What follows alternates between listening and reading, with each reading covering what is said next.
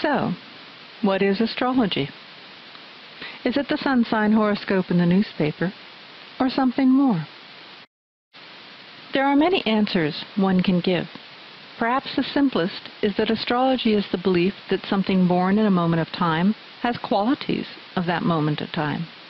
You can also describe astrology as a complex symbolic system based on a tradition that believes there's a correlation between the relative position of celestial bodies and terrestrial concerns. Various astrological techniques are used to interpret the meaning of that correlation and to provide information about personality, human affairs, and other terrestrial matters. To the skeptic, astrology is a silly and worthless superstition, a pseudoscience, claiming divination by the positions of the planets, the sun, and the moon. Well, let's take a look at what various astrologers have said about what astrology is and how it works. In 1477, Marsilio Ficino wrote that the sky can show many events without causing it is evident from the fact that evil, without any order, can derive from very good and ordered realities. So these things are foretold according to celestial positions, intended as signs and not as causes. A little later, in 1536, Paracelsus wrote, "Man is a microcosm, or little world, because he's an extract from all the stars and planets of the whole firmament, from the earth and the elements, and so he is their quintessence." In order to grasp the true meaning of alchemy and astrology, it is necessary to have a clear conception of the inner relationship and identity of the microcosm and the macrocosm and their interaction.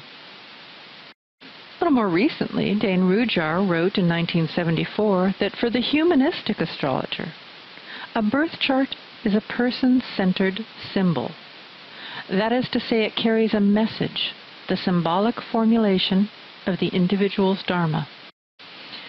It suggests how he can best actualize the innate potentialities of his particular and unique selfhood.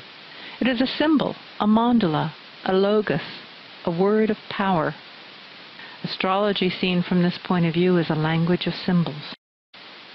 In 1987, Nicholas Campion wrote, "Astrology takes the changing patterns of the planets and stars and uses them to understand human life and events on Earth. Everything that happens in the heavens above can be taken as a sign of changes on the Earth below." Fundamental to this belief is an understanding that the entire universe is one gigantic whole in which all parts exist in a totally interdependent relationship with each other. This still leaves unanswered questions. Do inner states react to planetary happenings and relationships, or do planetary occurrences and aspects somehow create the inner responses? Is astrology merely a useful symbolism without any possibility of a scientific basis? Or is there something going on we do not yet understand? Now, astrology is an earth-based symbolic system. This means that all interpretation is based on the perspective of a specific location on the earth at a specific time.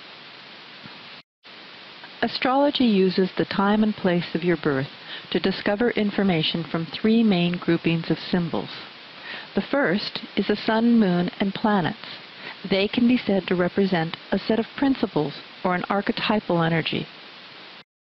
Now, the energy of the astrological planet is expressed and modified through the astrological sign in which the planet is located. The third group of symbols are the houses. The houses are based on the actual time of birth, and they are used to describe how these energies relate to different areas of life or fields of experience. Astrology is not just used to understand the individual. It's also used to determine how two people will get along with one another, to help understand the course of an illness, to help run a business or buy and sell stocks, to forecast the fate of a nation, to help with gambling picks, or even to pick a time for a battle in a war. Now, natal astrology focuses on the individual. It's used to discover something about the psychology of an individual and the cycles of his or her life. Horary astrology is a type of divination. It's used to find the answer to a question by constructing a horoscope for the moment that question was asked. Electional astrology is used to find the best time for an event or the best time to start an endeavor, such as a business. Mundane astrology focuses on world affairs or natural events. The natural branch is used to gain an understanding of natural or man-made disasters and geological events. Meteorological astrology is another variation of natural astrology and is used, for example, to predict the weather, timing for planting crops, or conditions for a sea voyage. The political branch of mundane astrology is used to make predictions about politics and government and the fate of nations, cities, and states. Astromapping techniques are used to identify significant locations and directions based on where you are in the world. Medical astrology has been used to make predictions about the areas of the body most likely to cause trouble, the course of a disease, or even the potential efficacy of different treatments.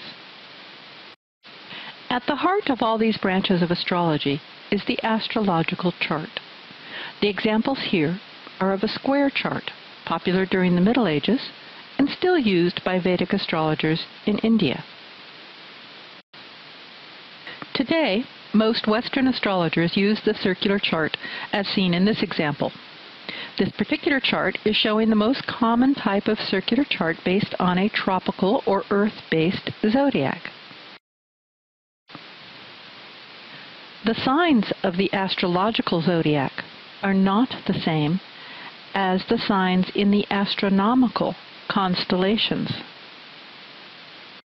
In tropical astrology, the sign Aries marks the first day of spring, Cancer, the first day of summer, Libra, the first day of fall, and Capricorn, the first day of winter. Each of the 12 signs are given exactly 30 degrees. You can think of this like the coordinate system on a map. The planets and houses are located in the chart based on their relative positions for a specific time and specific place. This is an example of a natal chart. This one is for Tiger Woods. His sun is in the astrological sign of Capricorn, a hard-working and ambitious sign that strives to reach the top. At the time of his birth, the astrological sign Virgo was rising in the east. This point is known as the ascendant and represents how we present ourselves to others. Tiger's Virgo ascendant shows that he has a perfectionist streak and appears as a modest and pleasant man who's methodical in his approach to his career. His moon, which represents the emotional side, shows a different side of Tiger. It's located in the freedom-loving sign of Sagittarius and shows Tiger's optimistic and confident heart wants to follow its own path. His moon is located close to the 4th house cusp at the bottom of his chart, which shows that family really is exceedingly important in Tiger's life. But this moon is also in opposition to Mars in Aries Gemini. Mars represents our drives and desires, including sexual desires. Oppositions are difficult aspects.